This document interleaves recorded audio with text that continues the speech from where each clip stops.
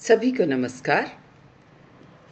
कहानी सुनने के लिए धन्यवाद और अपने कमेंट्स देने के लिए भी बहुत बहुत धन्यवाद। इससे मुझे लग रहा है कि कहानी सुनना सभी को बहुत ही रोचक लगता है। कहीं ना कहीं हम सब में ये आर्ट है या हम सब कोई ना कोई कहानी ज़रूर रखते हैं, चाहे उसको एक्सप्रेस नहीं कर पाते हों। इसी तरह से हर संस्कृति में, हर पूरे विश्व में कहीं ना कहीं सभी लोग लोक कथाओं को भी मानते हैं, सुनते हैं और अपने इमेजिनेशन से, अपनी कल्पना से कुछ लोग बहुत ही खूबसूरत कहानी बना लेते हैं और वो कहानी सभी को बहुत ही रोचक लगती है और उसके साथ साथ ही हमें लाइफ स्किल यानी कि जीवन कौशल की कोई ना कोई ज़रूर उसमें से सीख मिलती है। तो जब मैं कहानियाँ देख रही थी, पढ़ रही थी, तो मुझे एक बहुत ही रोचक अफ्रीकी लोक कथा मिली। तो मैंने सोचा क्यों ना आप सबसे शेयर की जाए। और ये बड़ी रोचक कहानी है जिसका शीर्षक है मनुष्य को ज्ञान कैसे प्राप्त हुआ। मुझे लगता है ये सब आप सबको बहुत पसंद आएगी। बहुत पुरानी बात है। अफ्रीका के किसी भूभाग में अनानासी नामक एक व्यक्ति रहता था। पूरी दुनिया में वही सबसे बुद्धिमान मनुष्य था और सभी लोग उससे सलाह और मदद मांगने आते थे। एक दिन अनानासी किसी बात पर दूसरे मनुष्यों से नाराज हो गया और उसने उन्हें दंड देने की सोची।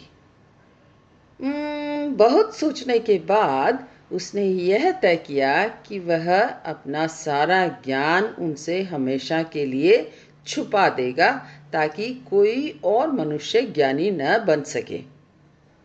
उसी दिन से उसने अपना सारा ज्ञान बटोरना शुरू कर दिया। जब उसे लगा कि उसने दुनिया में उपलब्ध सारा ज्ञान बटोर लिया है, तब उसने सारे ज्ञान को मिट्टी के एक मटके में बंद करके अच्छे से सील बंद कर दिया।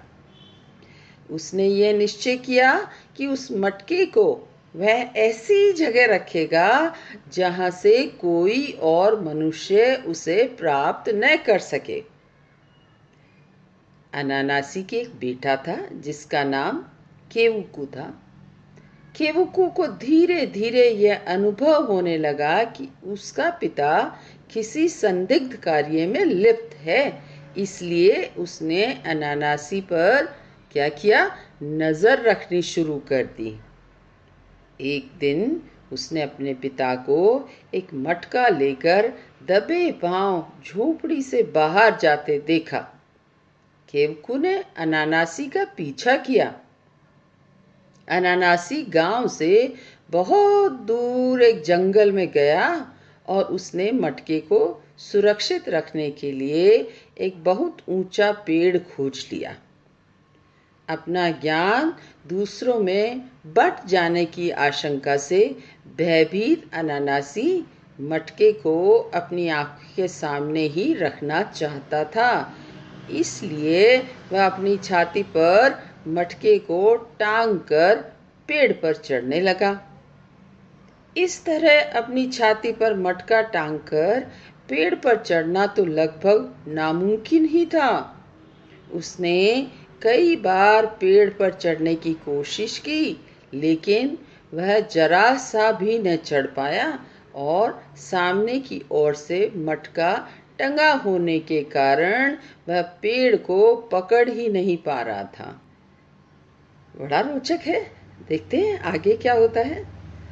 कुछ देर तक तो केवुकू अपने पिता को पेड़ पर चढ़ने का अनथक प्रयास करते देखता रहा।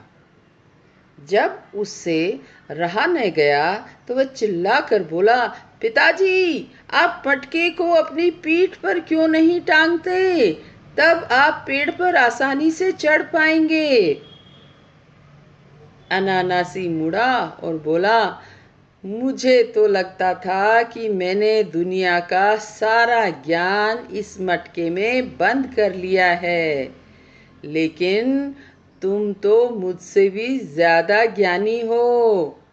मेरी सारी बुद्धि मुझे वह नहीं समझा पा रही थी जो तुम दूर बैठे ही जान रहे थे। उसे केवकू पर बहुत गुस्सा आया और क्रोध में उसने मटका जमीन पर पटक दिया।